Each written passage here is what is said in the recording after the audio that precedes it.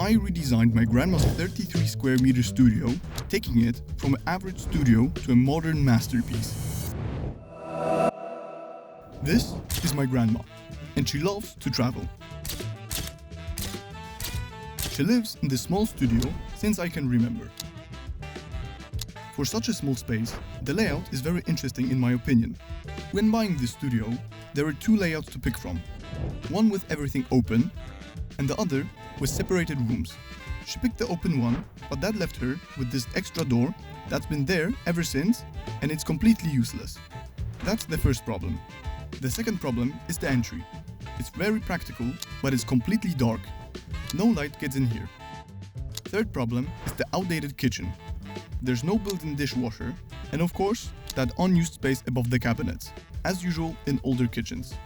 Fourth is the layout of the main room. I think it could be done a little better, more friendly, more cozy. And finally, we need to replace the bathtub with a shower. This was a personal request from her because she doesn't like the bathtub and stepping in and out can be dangerous. Those are the main things we need to change. I have a list from her of what she wants, what she likes, and what needs to go. As I just mentioned, she wants the bathtub replaced with a shower. She wants the kitchen to be longer. She would like to keep the bookshelf and wants a TV somewhere in the space. When I asked her about colors, she said she doesn't have a particular favorite, but she definitely wants a light interior. So I asked what colors she doesn't like, and she said red, orange, and yellow. She didn't mention this, but she really loves crystals. She collects them, so I want to find a way to incorporate that somewhere in the design. Let's do the layout. Let's start at the entry. Walking in, there's a lot of storage in this room. I want to keep it that way, but it needs to be visually cleaned up. The bigger issue is that no light gets in here. So I'm getting rid of these two walls and the unused door and replacing them with a glass brick divider. The entry stays separated, but now light can pass through. Moving into the bathroom, the main change is going from a bathtub to a shower. There's also this small corner that currently has a little cabinet in it, which I'll turn into a proper shelf. The rest of the bathroom gets a full modern update. Onto the kitchen. I got rid of the small divider wall and replaced the kitchen with a modern version and extended it a little further, keeping the ventilation shaft on the left wall and adding a large cabinet on the right for the fridge, storage and washing machine. I also want to add a shelf on the side of the cabinet to display her crystal collection. The kitchen now has a clean, simple layout that's easy on the eye, and because we added the big cabinet, we created a corner that's perfect for a dining table. Moving to the other side of the room. The best spot for the bed is the tucked away corner. It's the most private area in the studio. Next to it, I'll place a dresser with a TV on top and some shelves above. Between the windows is the perfect spot for the bookshelf. And because of that, we naturally created a great reading nook for a lounge chair. The last thing, I wanted to make the bed area feel even more private. So a simple divider will do the job with a small dresser on the other side of it. That's the layout done. Now let's go to the design. Here's the plan. We know she doesn't like red, orange or yellow in interiors, so we'll avoid those entirely. Since she wants a light interior, the direction is pretty clear. I definitely want to go with a warm, pleasant wood for the flooring and introduce some glass elements to tie into the crystal theme.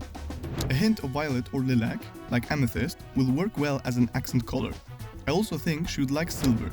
It pairs nicely with purple, so let's add that to the palette. Here's the inspiration I put together. This one is my main reference. I think it matches the direction I want to go the most. Lots of wood and light colors. In this one, I really like the ventilation shaft. It's pretty unusual and I think it will fit the modern kitchen very well, especially in silver. This is the type of divider I want to use instead of the walls. It will let light through and stand out in a good way. In this picture, I saw the ventilation shaft again, paired with these beige vertical tiles on the wall. The moment I saw it, I knew I would probably do something similar. And the last one is the bathroom. I found this image that basically has the same layout as ours and perfectly matches my vision, so it was a no-brainer. This is the full mood board of the project. With that done, we have everything we need for the redesign.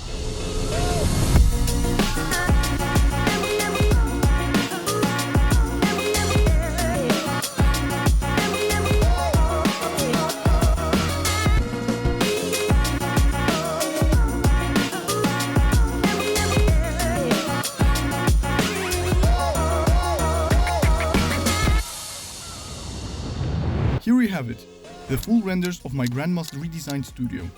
Let me take you on a complete walkthrough so you can see how it all came together. Let's start at the beginning.